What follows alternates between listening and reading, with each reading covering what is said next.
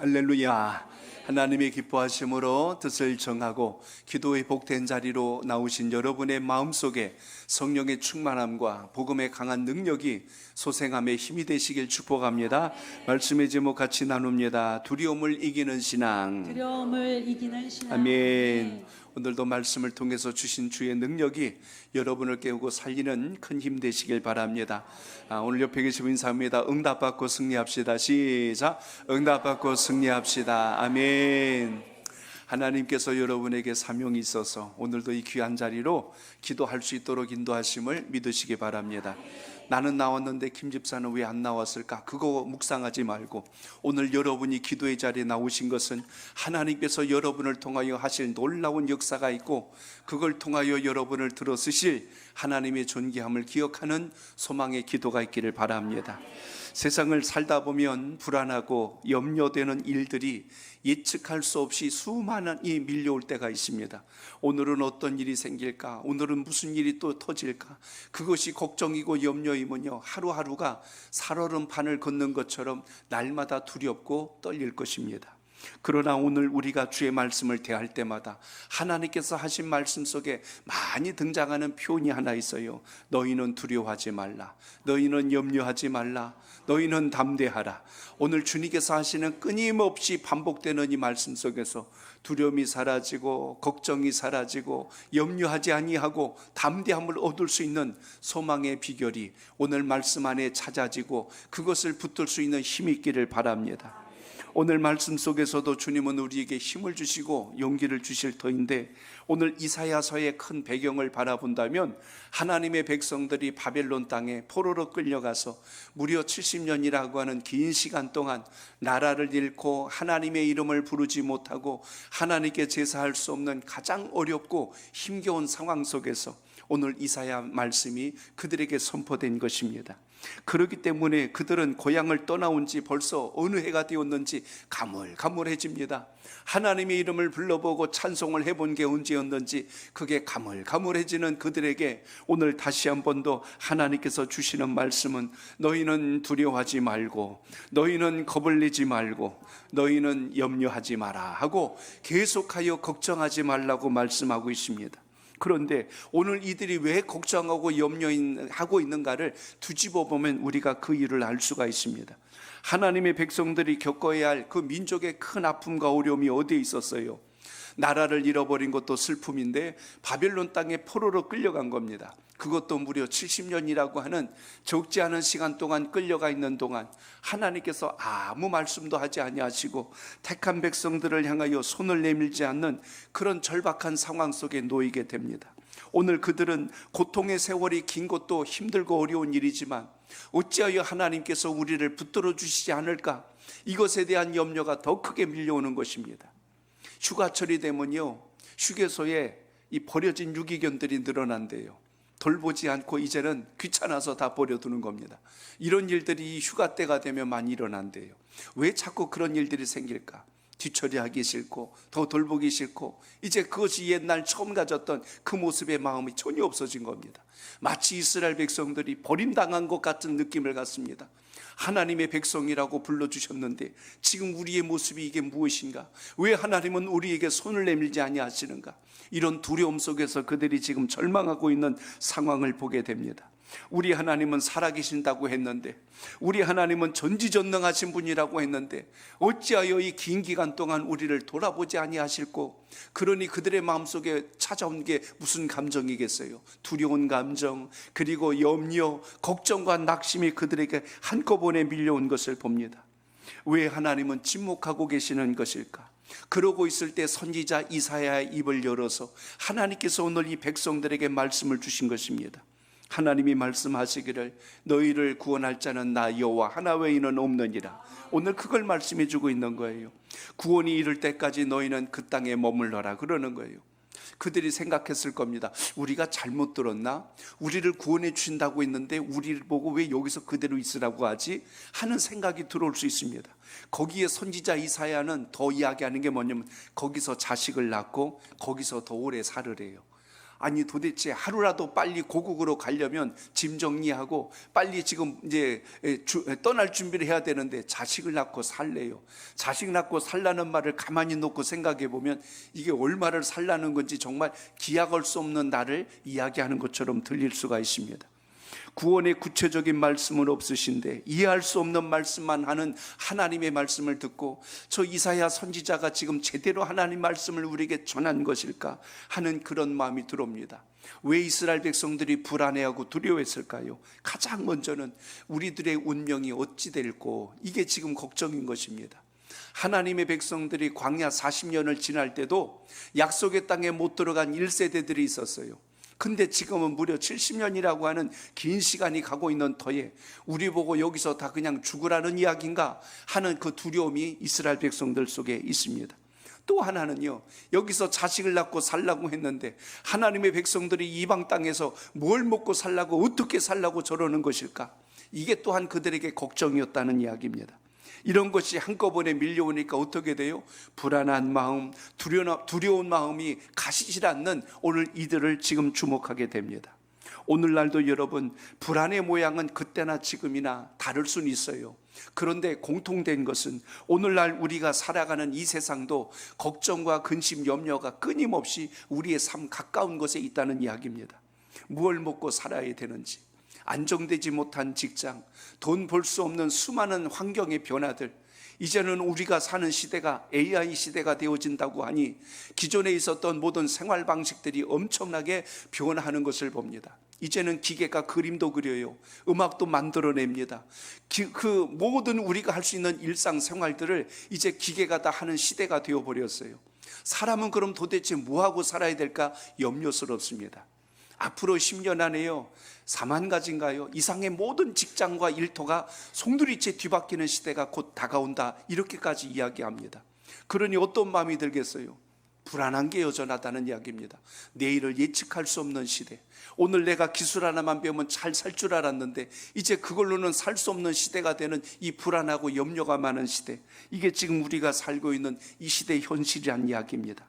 그렇다면 여러분, 환경이 바뀌어서 두려운 것일까? 아니면 하나님이 우리를 외면하셔서 두려운 것일까? 오늘 선지자 이사야는 오늘 말씀을 통하여 하나님의 뜻을 정확하게 선포하는데요, 오늘 이 말씀을 잘 여러분 마음속에 새기셔서 세상이 변하는 게 두려운 것이 아니라 하나님의 뜻이 여러분 심령 속에 어떻게 살아있는지를 오늘 확인하고 붙드는 은혜가 있기를 바랍니다. 저를 따라합니다. 믿음의 정체성을 회복해야 합니다. 자, 여러분 오늘 1절을 읽어볼까요? 1절입니다. 시작. 나의 종 야곱, 내가 택한 이스라엘아 이제 들으라. 아멘. 1절에 보니까 나의 종 야곱, 내가 택한 이스라엘아 이제 들으라 라고 하나님께서 선지자를 통하여 말씀해 주십니다. 그동안 조용하셨던 하나님께서, 그동안 침묵하셨던 하나님께서 이제 말씀을 시작하시는데요, 내 말을 들어라 이렇게 시작하지 않으셨습니다. 바로 거기서 보니까 나의 종 야곱아, 내가 택한 이스라엘아 하고 거기에 붙은 표현을 보니까 종이란 단어가 있고 또 하나는 택하였다는 말씀이 거기 기록된 것을 봅니다. 이스라엘 백성들이 누구인가를 오늘 말씀하는 거예요. 너희들은 나의 택한 자니라, 너희들은 내가 부른 자니라, 너희들이 종이라면 내가 마땅히 주인일 터인데 주인이 종을 함부로 하지 아니할 것이며 너희를 끝까지 책임져 줄 것이라는 의미를 이 한 절 속에 담고 있는 것을 봅니다. 포로 생활 동안 이들이 오랜 시간 고통의 시간을 보냈어요. 마치 종과 노예처럼 지내다 보니 바벨론이 주인 같고 바벨론이 왕 같고 그 땅 이방 나라가 자기들의 상전처럼 느끼고 있었을 그때에 그들의 마음은 오랫동안 두려웠고 답답했고 염려와 불안이 가득해 있던 그들을 향하여서 하나님이 말씀하신 그 첫 번째 말씀은 나의 종 야곱아, 내가 택한 이스라엘아 하고 이렇게 말씀합니다. 너희들은 바벨론 땅의 종이 아니니라, 너희들은 그 땅에 버려진 자들이 아니니라. 오늘 이것을 역설적으로 하나님께서 선포한 것을 본다면 오늘 여러분이 살아가는 세상 속에서도 힘든 일을 만나고 어려운 일을 만났다고 해서 거기에서 낙심하고 체념하고 불평하고 원망하는 사람이 되지 말고 여러분이 어떤 사람인가를 먼저 기억하는 은혜가 있기를 바랍니다. 그래서 이 정체성이란 게 중요한 겁니다. 나는 어디에 속한 자이고 누구와 함께하는 자인가? 여러분이 믿음의 영적 분별을 분명히 하지 않으면 신앙생활을 건성건성할 수밖에 없는 겁니다. 오늘 하나님은 나의 종이라고 하였고 나의 백성이라고 부른 것을 본다면 인생을 살아가면서 우리에게 수많은 궁금증을 야기시키는 질문이 하나 있지요. 나는 도대체 누구인가? 나는 도대체 어디에서 왔을까? 나는 도대체 앞으로 무엇을 하며 살아야 하는 것인가? 내가 이 땅에서 끝난다면 어디로 가야 할 것인가? 근데 오늘 1절을 통하여 하나님께서 분명히 선언하셨어요. 너는 나의 종이니라. 너는 내가 택한 백성이니라. 아, 내가 누구인지를 알았어요. 내가 누구에게 속한지를 알았어요. 아, 나는 하나님께 속한 사람이었지. 그리고 하나님께서 나를 부르셨다는 사실을 다시 한번 확인합니다. 그리고 주의 나라를 위하여 택정함을 입은 내가 하나님의 백성이지 하는 것을 기억한다면 우리가 가야 할 마지막 그곳, 당시의 백성들이라면 예루살렘을 향하여 약속의 땅을 향하여 가는 것이 그들의 목표요, 하나님이 주신 기준점이라면 오늘 이 시간 여러분, 우리가 이 예배를 통하여, 이 기도회를 통하여 다시 한번 여러분이 어디에 속한 자인가를 분명히 기억하시길 바랍니다. 이걸 놓치니까 자꾸 환경에 매일 뿐만 아니라 세상의 판단 기준에 의해서 끌려가는 인생으로 살 수밖에 없다는 것입니다. 사도 바울이 예수님 만나고 나서 어떻게 달라졌어요? 바울 서신의 13권을 잘 보십시오. 서두가 이렇게 시작합니다. 예수 그리스도의 종된 나 바울은 하고 이렇게 시작해요. 또 이렇게도 씁니다. 하나님의 은혜로 하나님의 뜻을 따라 그리스도 예수의 사도로 부름받은 나 바울은, 뭘 이야기하고 있죠? 예수 그리스도의 종된 나 바울은, 사도된 나 바울은, 이렇게 지금 고백합니다. 바울은 자기가 누구인지에 대해서 정확히 인지하고 있어요. 그렇기 때문에 어떤 힘든 일, 어려운 일 만난다고 불평하고 투정하거나 옛날로 돌아가지 않았어요. 오늘날도 신앙은 똑같습니다. 여러분이 어디에 속하였는가 이걸 분명히 안다면 우리가 하나님의 기준점 안에서 흔들리지 않는다는 걸 잊지 않길 바랍니다. 바꿔 이야기합니다. 신앙의 정체성은 여러분 소속감이에요. 내가 어디에 속해 있는가. 그리고 사명감입니다. 하나님이 나에게 뭘 맡겨주셨는가. 그리고 책임감입니다. 내가 무엇으로 하나님께 영광을 돌릴까. 근데 여러분, 열등감은 안 되는 거예요. 사명감, 책임감, 소속감은 중요하지만 열등감은 안 되는 겁니다. 그렇기 때문에 하나님의 사람들은 언제나 믿음의 기준점에 서는 은혜가 있길 바랍니다. 그래야 예배가 살아나요. 그래야 기도가 삽니다. 그래야 섬김이 살아나고 그래야 헌신이 살아납니다. 여러분의 신앙의 모습을 잘 보세요. 어디에서 갈등하고 주춤거리고 있는가? 여러분에게 하나님께 속한 분명한 사명감과 소속감과 그리고 여러분이 하나님의 택한 그 책임감이 분명히 있다면 하나님의 사명으로 부른 그 자리에서 우리가 다른 생각으로 계산하거나 흔들리지 않습니다. 오늘 여러분의 믿음이 주님 안에 이렇게 서시길 축복합니다. 믿음이 있는 사람이라면 마땅히 기도하는 자리에 있는 게 맞는 거예요. 하나님의 사람이라면 예배하는 자리에 있는 게 맞는 거예요. 술집에 앉아가지고 부어라 마셔라 술이 들어간다 이러고 앉아있으면 그게 하나님의 사람일까?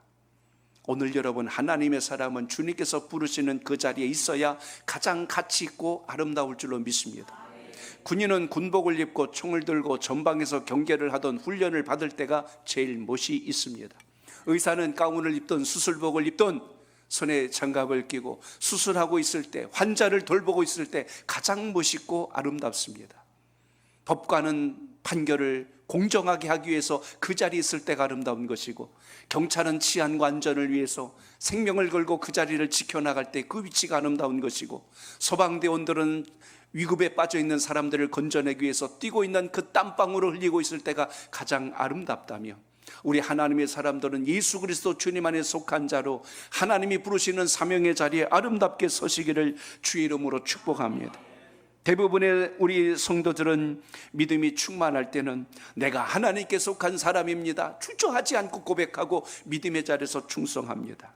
그런데 여러분, 믿음의 확신이 흔들리는 순간 내가 무엇을 해야 되는지, 어떤 자리에 있어야 되는지 이걸 다 잊어버려요. 그때부터는 신앙이 완전히 밑바닥으로 떨어져 버릴 수밖에 없습니다. 인생이 힘들고 어려울수록 하나님 안에서 그 인생의 답을 찾을 수 있기를 바랍니다. 여러분 스스로 이건 아닌데 하면 그건 아닌 거잖아요. 그럼 여러분 말씀 앞에서 믿음의 기준 안에서 결단하고 가는 것이 복되고 아름다운데 우리는 그걸 놓칠 때가 많다는 것입니다. 오늘 이스라엘 백성들을 보세요. 고난의 터널이 70년이라고 너무 깁니다. 그 긴 시간 동안 그들이 수많은 생각을 했을 거예요. 하나님이 우리를 다시 회복시켜 주실 거야. 근데 그게 1년이 가고 2년이 가고 그러다가 10년이 갑니다. 20년이 지나고 30년이 지나고 나이 든 사람들은 어느 날 죽기도 하고 또 이제 시집장가를 가는 상황이 오기도 하고 자식을 낳아 기르기도 합니다. 그런데 아직도 하나님께서 회복을 안 주시는 거예요. 그럴 때 그들의 마음이 얼마나 두려운 마음이 밀려왔을까를 생각해 보십시오. 그들은 아마도 이런 생각이 밀려왔을 겁니다. 하나님께서 우리를 잊으신 게 분명해. 어떤 땐 그럴 겁니다. 하나님이 우리를 버리신 게 틀림이 없어. 어떤 사람은 그럴 겁니다. 우리가 그때 우상 숭배하고 불순종하였더니 하나님이 징계하신 게 분명한 것 같아. 이제 우리는 끝장났어 하고 모두가 체념하고 원망하고 낙심 속에 떨어져서 자신의 정체성을 완전히 오해하고 상실감에 빠져 있을 수 있다는 겁니다. 예수를 믿고 신앙하면서도 스스로 자괴감에 빠져서 나는 내 인생은 이것밖에 안 되는 것 같아 하고 자꾸 주저앉은 이유가 뭘까요? 오늘 말씀처럼 나의 종 야곱아, 나의 택한 이스라엘아, 하나님이 여러분을 택정하고 부르셨다면 여러분이 가야 할 길과 여러분이 누려야 할 것과 앞으로 여러분의 앞길에 열어놓으신 하나님의 섭리가 분명하다는 것에 대해서 의심하지 않기를 축복합니다. 믿음은 그래서 정체성이라는 게 중요한 겁니다. 나는 누구인가? 나는 어디에 속한 자인가? 오늘 그 믿음의 회복을 가지고 기도하는 하나님의 사람 되시길 축복합니다. 똑같은 상황이 벌어졌을 때도 하나님께서 주신 말씀이 여러분의 삶의 지표가 되고 기준이 되시기를 바랍니다. 오늘 2절을 보시면 뭐라고 말씀해요? 2절을 봅니다. 시작. 너를 만들고 너를 모태에서부터 지어낸 너와 널 도와줄 여호와가 이같이 말하노라. 나의 종 야곱, 내가 택한 여수르나 두려워하지 말라. 아멘. 여기서는 이스라엘을 여수룬이라고 지금 부릅니다. 여수룬은 하나님께서 택한 백성들을 부르시는 또 다른 애칭이에요. 사랑으로 표현하는 또 다른 언어를 보게 됩니다. 이스라엘에 대한 영광스러운 이름으로 여수르나 하고 이렇게 지금 부르고 있는 장면을 봅니다. 사랑을 받은 나의 백성들아, 하나님께서 지금 이렇게 부르신다는 겁니다. 어떤 하나님이 어떻게 부르셨대요? 너를 만들고 너를 모태에서부터 지어낸 너를 도와줄 여호와가 이같이 말한대요. 이 문장을 그대로 풀어놓으면 이런 뜻이 됩니다. 하나님께서 택하시고 하나님께서 지어주시고 하나님께서 부르신 후에 하나님께서 구원하셨더라. 바로 이 이야기가 오늘 쭉 2절 속에 담겨있는 뜻입니다. 따라합니다. 택하시고 지으시고 부르시고 구원하셨습니다. 아멘. 이렇게 하나님 울타리 안에 있는 자가 자꾸만 하나님의 역사가 아닌 자신의 환경에 오는 어려움과 고난만 바라보니 낙심해서 헤어나오지를 못하여 주의 음성을 듣지 못한다는 사실입니다. 그러므로 우리는 언제나 우리의 삶 속에 주신 주님의 은혜가 여러분 삶의 기준 되시기를 바랍니다. 그럴 때 비로소 우리의 슬픔이 변하여 희락이 되고 제 대신 화관을 씌워주시는 주님을 만나게 될 줄로 믿습니다.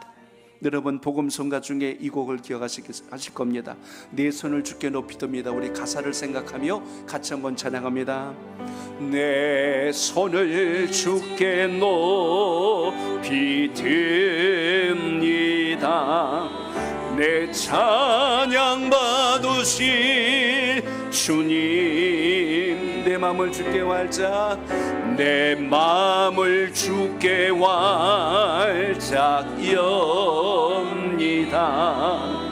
내 찬양 받으실 주님, 슬픔 대신 희락을, 슬픔 대신 희락을, 제 대신 화관을, 근심 대신 찬송의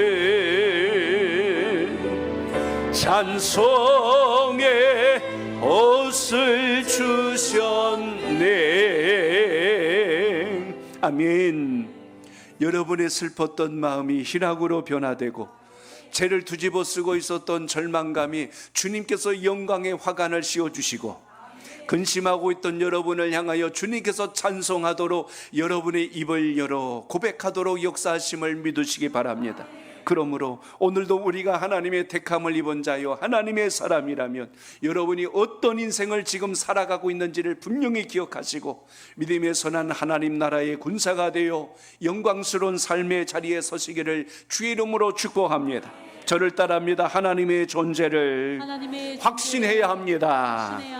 오늘 6절에 보시면 하나님께서 이렇게 말씀하십니다. 같이 읽습니다. 시작. 이스라엘의 왕인 여호와 이스라엘의 구원자이신 만군의 여호와가 이같이 말하노라. 나는 처음이요 나는 마지막이라 나 외에 다른 신은 없느니라. 아멘. 따라합니다. 나 외에 다른 신은 없느니라. 다른 신은 없느니라.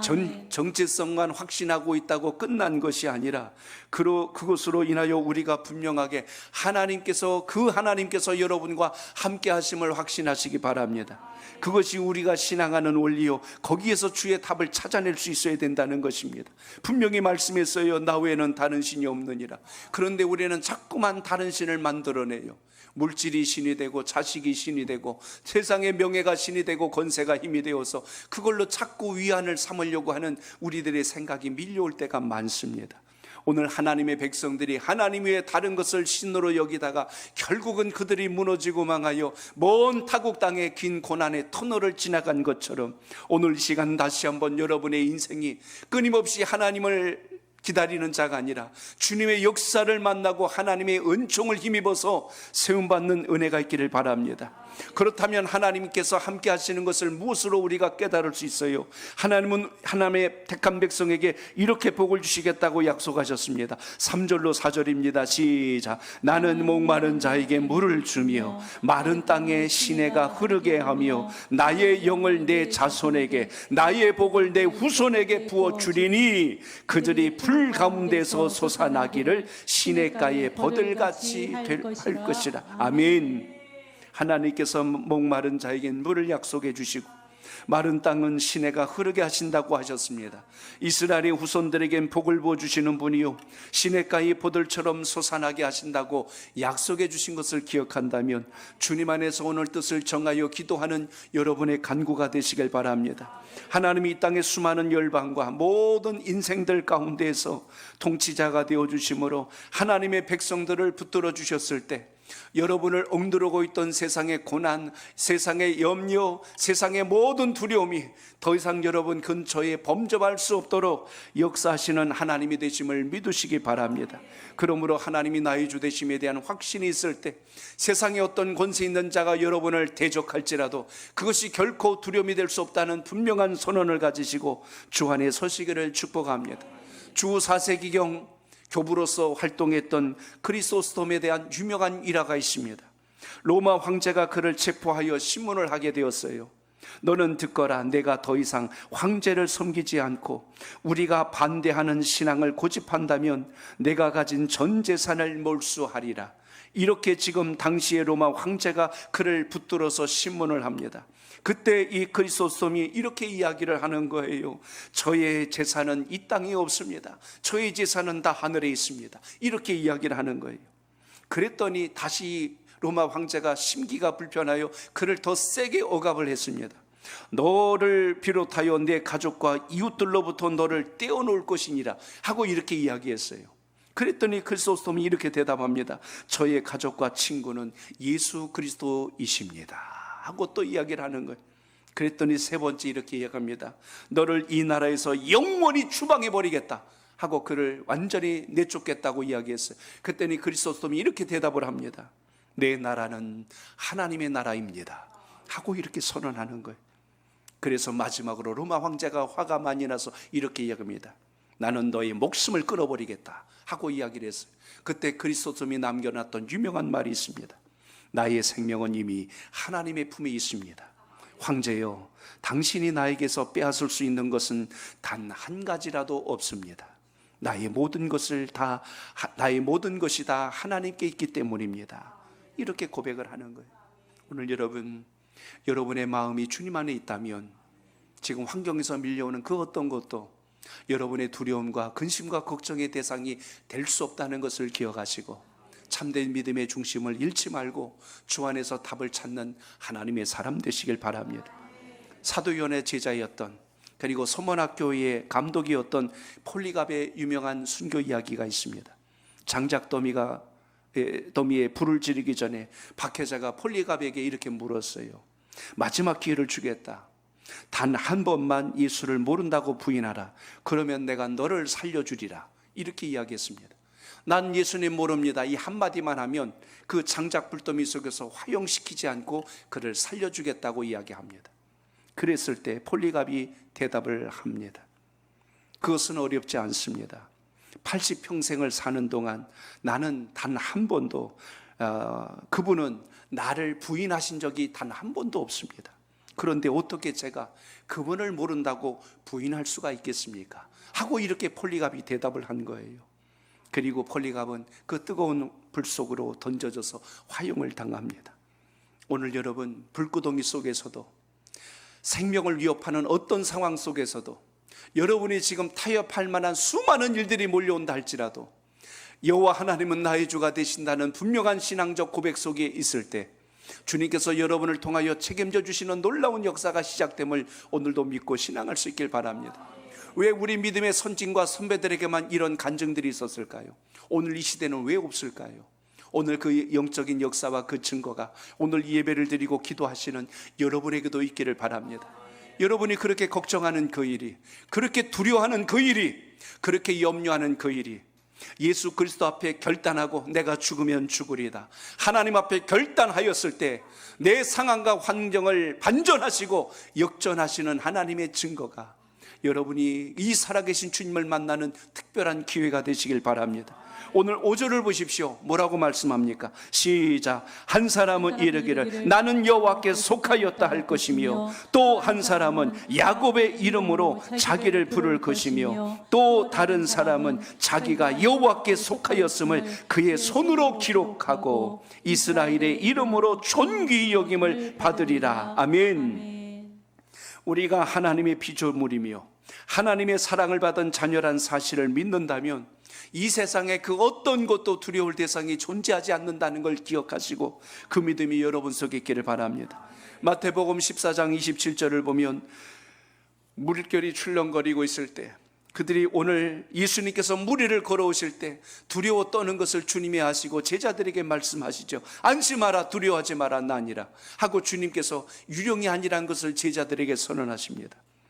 그때 베드로가 나로 물리를 걷게 해달라고 말씀하죠. 오라 하고 예수님께서 말씀하시자 베드로가 무리를 잠시 걷다가 물결이 출렁이는 것을 보고 두려워하다가 물에 빠졌더라. 거기에 보면 두려워하여라는 단어가 나와요. 베드로가 주님을 바라볼 땐 걸어갔는데 물결을 보고 두려운 마음이 들어와서 물속으로 가라앉습니다. 그때 주님께서 허우적거리는 베드로의 손을 붙잡아 주시면서 하셨던 그 유명한 말씀이 뭡니까? 믿음이 적은 자여 왜 의심하였느냐라는 겁니다. 우리는 살아가면서 내 경험과 내 상식에 근거하여 많은 것을 판단할 때가 많습니다. 세상과 비교하면서 그걸 맞춰가려고 그래요. 여러분, 우리의 비교 대상이 세상이 되지 않길 바랍니다. 하나님 주신 은혜를 붙들고 갈 때 주님께서 역사하시는 것을 경험하라고. 이스라엘 백성들이 왜 이 70년이란 시간이 필요했을까요? 하나님에 대한 그 간절함, 그 절박함을 깨닫는 시간이 그들에게 필요했습니다. 오늘 우리의 신앙과 믿음도 마찬가지예요. 오늘 우리가 다시 주의 말씀을 생각해 보십시오. 주님은 딱 두 마디를 던졌어요. 안심하라, 나니 두려워하지 마라. 믿음이 적은 자여 왜 의심하였느냐? 우리에게 두려움이 오는 이유, 주님에 대한 신뢰와 확신이 약하고 주님께서 내 인생을 책임져 주신다는 신뢰가 약해질 때 결국 두려움이 우리 속에 충만하게 된다는 것을 기억하시고 다시 한 번 더 여러분 믿음의 굳건한 자리에 서는 영적 은혜가 있기를 바랍니다. 그 유명한 에베레스트 산에 최초로 올랐던 인물이 있습니다. 에드먼드 힐러리라는 인물인데요, 최초로 에베레스트 산에 정복을 한 사람입니다. 뉴질랜드의 등산가였어요. 1953년 5월 29일 8848m 세계 최초로 그 산을 정복하고 그가 이런 말을 남겼습니다. 에베레스트여, 지난번엔 내가 나를 쓰러뜨렸지만 다음엔 내가 너를 쓰러뜨릴 것이다. 너는 이미 다 커버렸지만 나는 아직도 크고 있기 때문이다 라는 유명한 말을 남깁니다. 여러분 앞에 어떤 절망, 두려움, 걱정, 좌절, 죽음이 우리 앞에 있을지라도 이걸 이길 수 있도록 하시는 역사가 성령의 은혜 가운데 있음을 믿고 오늘도 기도하시길 바랍니다. 고난의 모습은 똑같을지라도 우리는 약한 것이 아니라 예수 그리스도로 인하여 날마다 강해질 수 있다는 걸 믿고 기도할 수 있길 바랍니다. 그래서 사단마귀 권세에게 선포하셔야 돼요. 옛날에 내가 아니야. 한번 따라합니다. 옛날에 내가 아니야. 아멘. 그래요. 믿음 좋았던 옛날이 쪼그라든 게 아니라 그 약했던 내 믿음이 이제는 강하고 담대해서 어떤 일이 와도 요동하지 않고 하나님이 부르시는 그 자리에 굳건하게 설 줄 아는 믿음의 그 한 사람이 있다면 여러분의 기도가 되시길 바랍니다. 에드먼드 힐러리의 말을 좀 뒤집어서 이렇게 만들어 봤어요. 한번 따라해 봅니다. 실패, 절망, 고통, 좌절, 죽음에게 말하노라. 나는 너를 쓰러뜨릴 것이다. 주님이 나와 함께 하시기 때문이다. 아멘. 주님께서 여러분 근처에 계신 것이 아니라 주님께서 여러분 내면에 함께 하심으로 옛날의 믿음에서 벗어날 수 있기를 축복합니다. 옛날에 머물지 말고 오늘 다시 주님 안에서 새롭게 거듭나고 변화하는 하나님의 사람 되시길 바랍니다.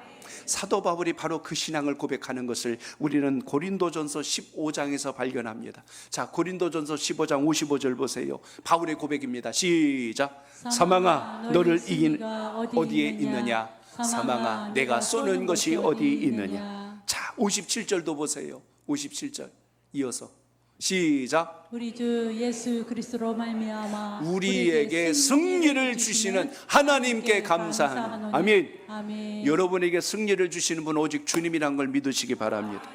그래서 바울이 고린도전서 15장 58절에서 이렇게 고백했어요. 시작. 그러므로 내 사랑하는 형제들아 견실하며 흔들리지 말고 항상 주의 일에 더욱 힘쓰는 자들이 되라. 이는 너희 수고가 주 안에서 헛되지 않은 줄 알미라. 아멘. 주 안에서 흘린 여러분의 수고의 땀방울과 눈물이 결코 헛되지 않다는 것을 기억하시기 바랍니다. 주 안에서 흘린 믿음의 눈물은 슬픔의 눈물이 아니라 하나님의 영광의 면류관을 세우는 보석과 같이 빛나는 영광의 징표라는 것을 기억하시고 그 믿음이 오늘 여러분 속에 살아있기를 주의 이름으로 축복합니다. 그러므로 이제 우리는 어떤 사람이 되어야 될까요? 저를 따라합니다. 하나님께 온전히 맡겨야 합니다. 오늘 6절을 다시 읽어봅니다. 6절입니다. 시작. 이스라엘의 왕이신 여호와 이스라엘의 구원자이신 만군의 여호와가 이같이 말하노라. 나는 처음이요 나는 마지막이라. 나 외에 다른 신이 없느니라. 아멘. 나 외에 다른 신이 없다고 오늘 말씀한 것처럼 오늘 우리의 신앙과 믿음 속에 이 역사가 살아있기를 축복합니다. 현대의학이나 심리학에서요 이런 말들을 해요. 좋은 것을 생각하고 기분 좋은 것을 묵상하고 그리고 두려움을 내쫓기 위해서 웃으라고 이야기해요. 여러분의 마음속을 행복하게 하는 그 은혜가 여기서 있다라고 세상에서 말합니다. 그러나 오늘 여러분 우리는 믿음 안에서 이걸 바꿔서 고백할 수 있어야 될 것입니다. 하나님이 계시기 때문에 하나님이 여러분을 구원하셨기 때문에 하나님이 여러분의 모든 것의 공급자가 되시고 인도자가 되시기 때문에 우리는 이 세상에 그 어떤 것도 두려워하지 않는 믿음의 참된 승리자가 될 줄로 믿습니다. 그래서 여러분 생각이 바뀌어야 돼요. 발상이 전환되어야 된다는 이야기입니다. 아메리카 대륙을 발견했던 그 크리스토퍼 콜럼버스의 유명한 이야기 두 가지만 드릴게요. 그 중에 하나가요 신대륙이 있다 우리 그걸 가자라고 했더니 모든 사람들이 당시에는 이 바다를 수평으로 봐서 저 수평선 끝에 가면 폭포처럼 떨어져서 죽기 때문에 배 타고 거기까지 가면 안 된다고 그랬어요. 근데 콜럼버스는 그게 아니란 걸 알았죠.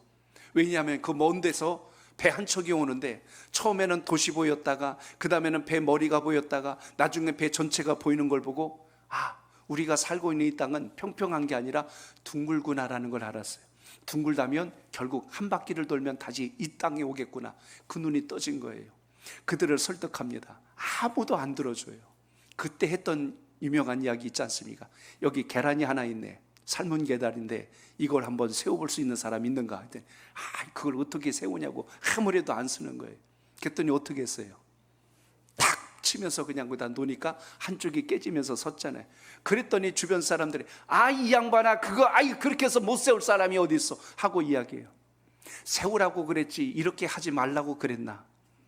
저 끝에 가면 떨어지는 것이 아니라 거길 지나가 보면 반드시 새로운 땅이 있다는 걸 왜 당신들은 생각 못하는가 하고 이렇게 오히려 역설적으로 이야기합니다.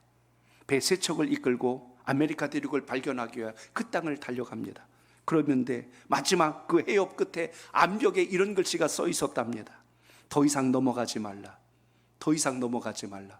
마치 거기가 끝인 것처럼 여길 넘어가면 분명히 저 밑에 폭포가 있어서 우리 배는 그 밑으로 떨어져 우리 모두는 박살이 나서 죽을 거야 하는 그런 생각들이 그 바위에 쓰인 글을 보고 모두가 주저합니다. 그러나 콜럼버스는 끝까지 그 배로 전진. 결국 그래서 발견했던 그것이 지금의 아메리카 대륙을 발견했다는 유명한 이야기가 있습니다. 저는 중요한 사실 한 가지 봐요. 여러분의 신앙의 경계선은 어디입니까? 기도해봐도 뭐 늘 소용없는데 뭐 예수 평생 믿어봐야 늘 뭐 제자리인데 뭐 하면서 여러분의 생각의 틀에 주님을 가둬놓고 계신지는 않습니까? 오늘 이 시간 다시 주님 앞에 기도하실 때 하나님께 여러분은 어디까지 맡겨보셨어요? 오늘 주님 말씀을 보면 이스라엘의 왕이라 하셨고 구원자이신 만군의 여호와라고 말씀합니다. 그 하나님이 어떤 분이라고 했냐면 처음이요 마지막이라고 그랬어요. 처음이요 중간이라고 하지 않고 처음과 끝이라 하였다면 여러분의 인생의 시작과 끝을 책임져 주신 분이 우리 주님이라는 사실을 기억하시고 그 믿음을 가지고 주님을 향할 수 있기를 주 이름으로 축복합니다. 인생의 변화를 경험했던 사람들은 마지막 순간 나의 선택이 아닌 하나님의 기준점에서 인생을 결정하였기에 여기서부터 변화가 시작됨을 잊지 마시고 이 믿음이 오늘 여러분의 신앙이 되시기를 주 이름으로 축복합니다. 그러므로 이제는 우리가 어떤 신앙을 가지고 일어서야 될까요? 오늘 8절은 이렇게 우리에게 위로의 말씀을 주십니다. 자, 8절을 끝으로 읽어봅니다. 시작. 너희는 두려워하지 말며 겁내지 말라. 내가 예로부터 너희에게 듣게 하지 아니하였느냐? 알리지 아니하였느냐? 너희는 나의 증인이라. 나 외에 신이 있겠느냐? 과연 반석은 없나니 다른 신이 있음을 내가 알지 못하노라. 아멘. 하나님께서는 택한 백성들에게 너희들이 누구인지를 정확히 알라. 그리고 너희와 함께하는 나 여호와가 누구인지를 알라. 그리고 너희의 끝을 책임질 자가 누구인지 너희는 기억하라. 오늘 이 세 가지 말씀을 오늘 본문에서 선포합니다. 오늘 이 시간 기도할 때 여러분의 생각의 틀이 깨지지 않는 한 우리는 늘 날마다 제자리 걸음을 합니다.